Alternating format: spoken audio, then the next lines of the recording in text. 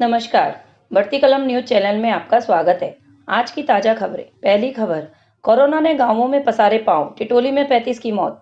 Corona अब शहरों के साथ गांवों में भी पांव पसार रहा है। हरियाणा के टिटोली गांव के लोगों में खौफ है। यहां एक सप्ताह में करीब 35 लोगों की मौत हो चुकी है। मंगलवार को ही 6 लोगों की जान गई है। बुजुर्गों के साथ ही युवाओं की जिंदगी की डोर भी टूट रही है, जो ग्रामीणों को डराने का काम कर रही है। रोहतक के टिटोली गांव में एक दिन में ही 11 लोगों की चिताएं जल चुकी हैं। वहीं गिडोल और बल्लंभा गांव में भी कई लोगों की मौत हुई है। कोई कोरोना तो कोई वायरल को मौत की वजह बता रहा है, लेकिन इसकी पुष्टि नहीं हो सकी है, क्योंकि बिना कोरोना जांच के ही मौत होने पर अंतिम संस्कार कर दिया गया। दूसरी खबर, कोरोना में महंगाई का झटका, पेट्रोल डीजल के दामों में होगी बढ़ोतरी। कोरोना की दूसरी लहर को काबू करने के लिए कई राज्यों में लॉकडाउन जैसी सख्त पाबंदियां लगाई गई है। इस बीच तेल की कीमतों के बढ़ने से लोगों को महंगाई का सामना करना पड़ रहा है। कोरोना संकट में पेट्रोल डीजल की बढ़ती कीमतों ने लोगों की जेब पर डाका डालना शुरू कर दिया है।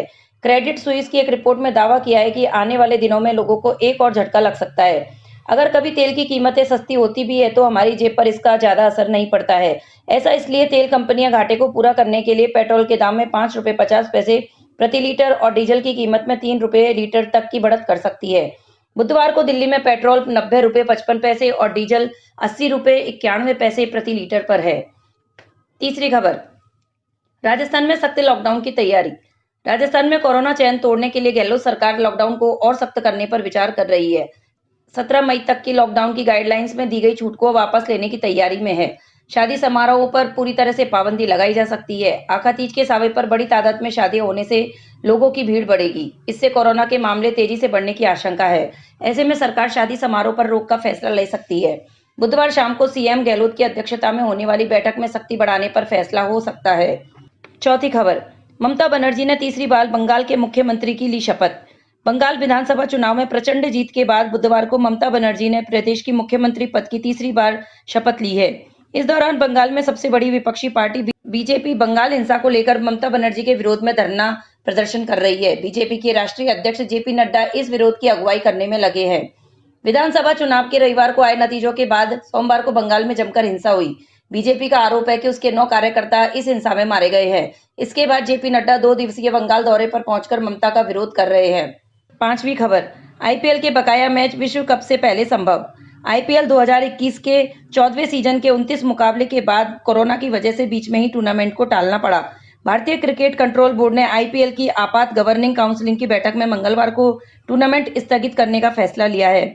आईपीएल के चेयरमैन ब्रजेश पटेल ने बताया कि बाकी बचे हुए 31 मुकाबलों को कब कराया जा सकता है। पटेल ने कहा कि इस सीजन के बाकी बचे हुए 31 मुकाबलों को या तो टी20 विश्व कप से पहले कराया जा सकता है या फिर विश्व कप के बाद कराया जाएगा। दरअसल टी20 विश्व कप का आयोजन इसी साल अक्टूबर-नवंबर में भारत में होना है। छठी खबर, कोरोना को लेकर योगी सरकार हुई सख्त। उत्तर प्रदेश में कोरोना के हालात को देखते हुए योगी आदित्यनाथ सरकार लगातार सख्ती बढ़ा रही है। राज्य सरकार ने अब लॉकडाउन को 10 मई तक बढ़ा दिया है। इससे पहले 2 दिन की साप्ताहिक बंदी को 3 दिन किया। इसके बाद अब फिर से 4 दिन के लिए लॉकडाउन को बढ़ा दिया है। साप्ताहिक बंदी 3 मई और फिर 6 मई तक रखी गई है, लेकिन अब इसे 10 मई तक कर दिया गया है। इस दौरान दवाएं, सब्जी की दुकानें और औद्योगिक इकाइयां चलती रहेंगी। सीएम योगी ने कोविड बैठक में कहा कि कोरोना संक्रमण की चेन तोड़ने के लिए सरकार लगातार जरूरी कदम उठा रही है। प्रदेश व्यापी साप्ताहिक बंदी प्रभावी रहेगी और अब इसका विस्तार किया जा रहा है। 7वीं खबर, कोरोना महामारी को लेकर सरकारें चिंतित। कोरोना महामारी के तेजी से बढ़ते मामले को लेकर सरकारों के सामने चिंता खड़ी हो गई है। अस्पतालों में बेड और ऑक्सीजन की कमी को लेकर किल्लत मची हुई है। इस बीच ऑक्सीजन सप्लाई के मुद्दे पर दिल्ली हाईकोर्ट के आदेश से राहत के लिए केंद्र सरकार ने बुधवार को सुप्रीम कोर्ट का दरवाजा खटखटाया। मामले की सुनवाई करते हुए सुप्रीम कोर्ट ने कहा कि हम अधिकारियों पर अवमानना की कार्रवाई नहीं चाहते, क्योंकि अधिकारी दिन रात काम कर रहे हैं। कोर्ट ने बुधवार शाम तक दिल्ली में ऑक्सीजन सप्लाई बढ़ाने के लिए रिपोर्ट पेश करने को कहा है।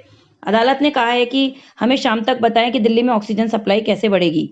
8वीं खबर, बंगाल हिंसा मामला सुप्रीम कोर्ट पहुंचा।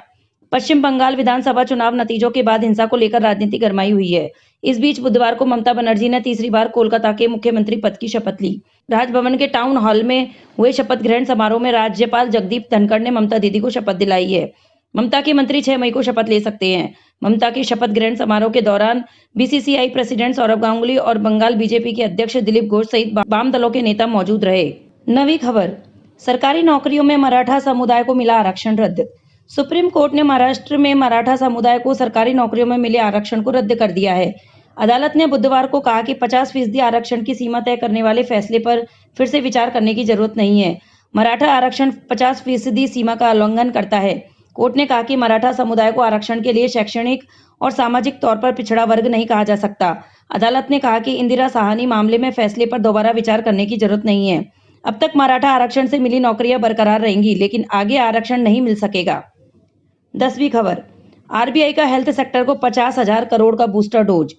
कोरोना की दूसरी लहर के बढ़ते प्रकोप के बीच भारतीय रिजर्व बैंक ने बड़ा ऐलान किया है। इस बार आरबीआई ने अपने खजाने को हेल्थ सेक्टर और स्मॉल फाइनेंस के लिए खोला है। रिजर्व बैंक ने हेल्थ सेक्टर को 50,000 करोड़ रुपए का बूस्टर डोज दिया है। वहीं दूसरी तरफ स्मॉल फाइनेंस बैंकों के लिए 10,000 करोड़ रुपए का टीएलआरटीओ लाने का ऐलान किया है। आरबीआई गवर्नर शक्तिकांत दास ने कहा कि कोरोना के बढ़ते मामलों ने एक बार फिर से देश की अर्थव्यवस्था पर गहरा असर डाला है।